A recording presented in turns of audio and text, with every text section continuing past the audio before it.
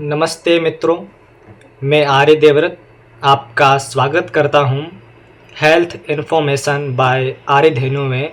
मित्रों, क्या आप जानते हैं कि हमारी दिनचर्या, हमारे खान पान की आदतें और बाजार में मिलने वाले केमिकल युक्त खाद्य पदार्थ धीरे धीरे हमारे शरीर को खोखला कर रहे हैं। आजकल डायबिटीज हर घर की आम समस्या बनती जा रही है, लेकिन क्या हमने कभी ठहर कर यह समझने की कोशिश की है कि डायबिटीज होती क्या है, क्यों होती है और अपने दिनचर्या की छोटी छोटी आदतों को अपनाकर हम इससे कैसे बचे रह सकते हैं। चलिए आज आपका इस विषय पर कंसेप्ट क्लियर करते हैं।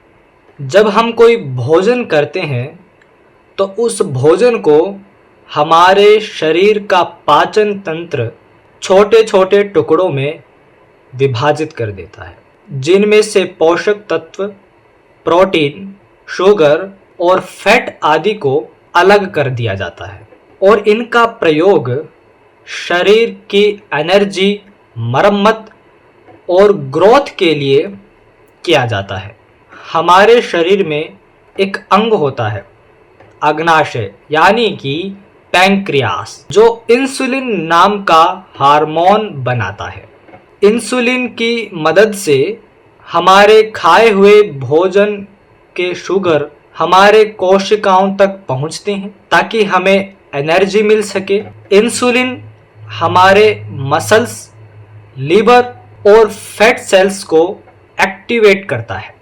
जैसे ही इंसुलिन हमारे सेल्स को एक्टिवेट करता है, वैसे ही हमारे खून में मौजूद शुगर सेल में जाकर इकट्ठा हो जाता है और एनर्जी बनाने में मदद करता है। लेकिन मित्रों, अगर हमारा पैंक्रियास किसी कारण से इंसुलिन का निर्माण नहीं कर पाता या इंसुलिन बनाने के बावजूद इंसुलिन सेल्स में किसी कारणवश एब्जॉर्ब नहीं हो पाता, तो खून में मौजूद शुगर सेल्स में एब्जॉर्ब नहीं हो पाती और एनर्जी निर्माण का कार्य रुक जाता है। इसी कंडीशन को डायबिटीज कहते हैं। मित्रों, डायबिटीज दो प्रकार के होते हैं। एक होती है टाइप 1 डायबिटीज और दूसरी होती है टाइप 2 डायबिटीज।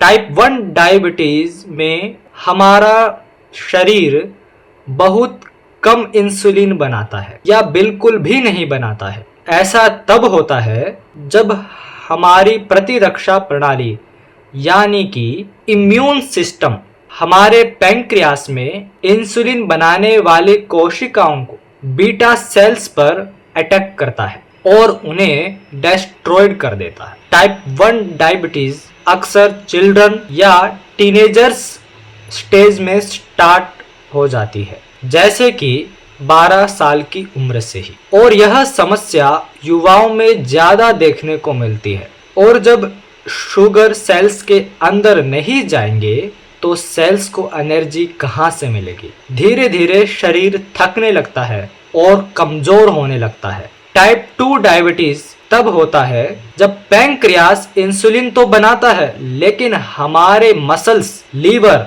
और फैट सेल्स के ऊपर जो रिसेप्टर्स होते हैं वो ठीक से काम नहीं कर रहे होते हैं। रिसेप्टर्स वो प्रोटीन होते हैं जो कोशिकाओं के अंदर या कोशिकाओं की सतह पर पाए जाते हैं। ये प्रोटीन कोशिका के लिए संदेश प्राप्त करने और प्रतिक्रिया करने के लिए महत्वपूर्ण होते हैं। जब ये रिसेप्टर्स यानी वो ताला जिसमें इंसुलिन चाबी बनकर सेल को खोल सके, लेकिन रिसेप्टर्स ठीक से काम ही नहीं कर रहे होते हैं, तो इंसुलिन ब्लड शुगर कोशिकाओं में एब्जॉर्ब होने में मदद नहीं कर पाते और एनर्जी का निर्माण नहीं होता। इसे ही इस टाइप 2 डायबिटीज कहते हैं। ये ज्यादातर बड़ी उम्र के व्यक्ति या उन लोगों में ज्यादा होता है जो ओवरवेट होते हैं और जिनकी लाइफस्टाइल एक्टिव नहीं होती है और जब ब्लड शुगर शरीर के अंदर पहुंचेगा ही नहीं तो सेल को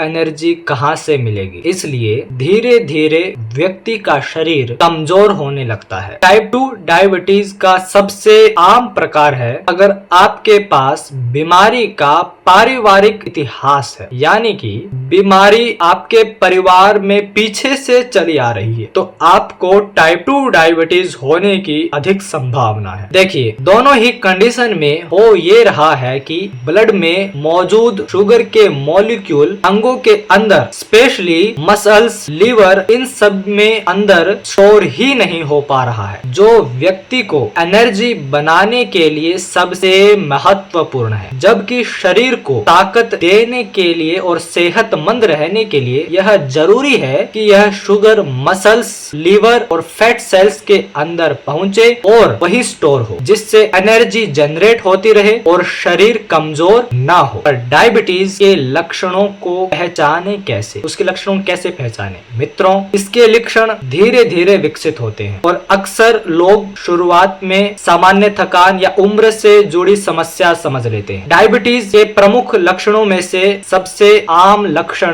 बार बार पेशाब का आना है। जब शरीर में ग्लूकोज का स्तर बढ़ जाता है तो वहाँ उसे मूत्र के जरिए बाहर निकालने की कोशिश करता है, जिससे पेशाब की मात्रा और बारंबारता बढ़ जाती है। इसके साथ ही अधिक प्यास लगना भी एक आम संकेत, क्योंकि बार बार पेशाब आने के कारण शरीर में पानी की कमी हो जाती है और व्यक्ति को बार बार प्यास लगती। भूख में बढ़ोतरी भी मधुमेह यानी डायबिटीज का लक्षण हो सकता है, क्योंकि शरीर को एनर्जी नहीं मिल पाती, जिससे व्यक्ति को लगातार भूख महसूस होती है। इसके बावजूद वजन में गिरावट देखी जाती है, जो एक और प्रमुख लक्षण है। थकान रहना या हमेशा सुस्त रहना ये भी दर्शाता है कि शरीर को आवश्यक एनर्जी नहीं मिल रही है। यदि आपको इनमें से कोई भी लक्षण या संकेत महसूस हो तो हमें तुरंत ही अच्छे डॉक्टर या एक्सपर्ट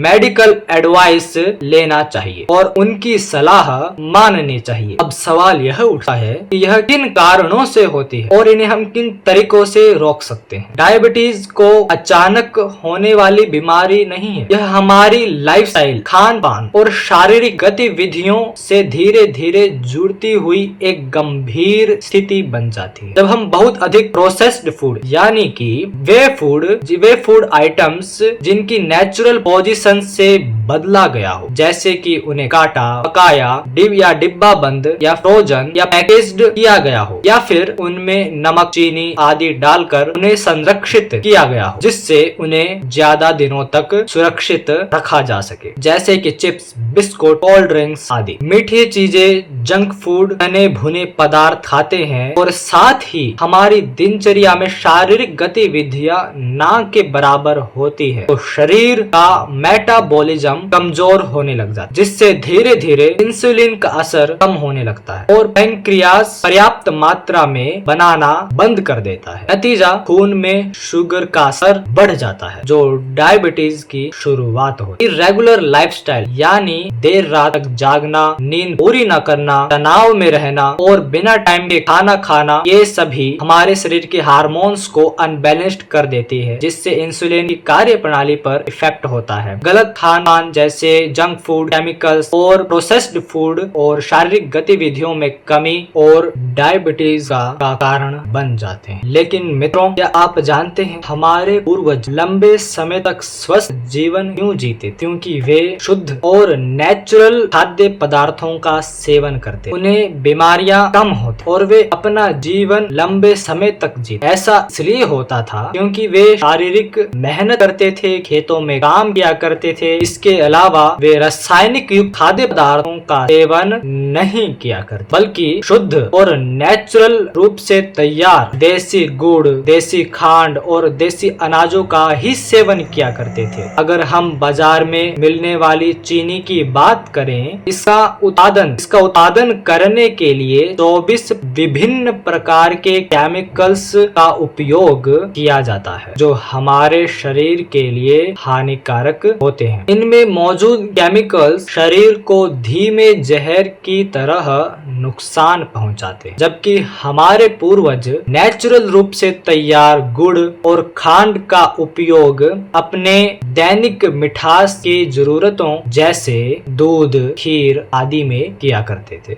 यह न केवल स्वाद में बेहतर होते थे, बल्कि इनमें कई प्रकार के मिनरल्स और विटामिन्स भी मौजूद होते हैं जो गन्ने के रस से स्वाभाविक रूप से पाए जाते हैं। लेकिन बढ़ते आधुनिकीकरण के चलते हमारे प्राचीन खाद्य परंपरा कहीं खोती नजर आ रही है। यदि हम अपने खान पान और लाइफस्टाइल में बदलाव करें तो हमारा शरीर अनेक रोगों से सुरक्षित रह सकता है। पर्याप्त इंसुलिन निर्माण के लिए हमें उचित शारीरिक व्यायाम और शुद्ध खान पान का विशेष ध्यान देना होगा, क्योंकि जब तक हम प्रकृति से प्राप्त नेचुरल चीजों को नहीं अपनाएंगे और नेचुरल विधियों से तैयार खाद्य पदार्थों को अपने जीवन में शामिल नहीं करेंगे, तब तक लोकल चीनी बनाने वाली कंपनियां हमारे स्वास्थ्य को नुकसान पहुंचाती रहेगी। हम आर्यधेनु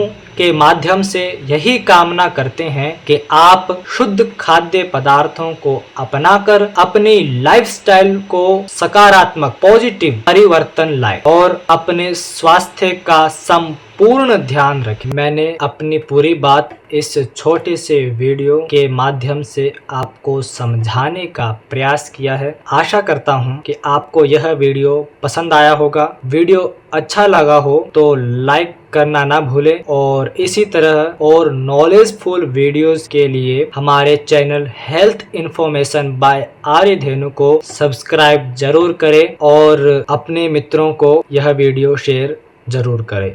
धन्यवाद।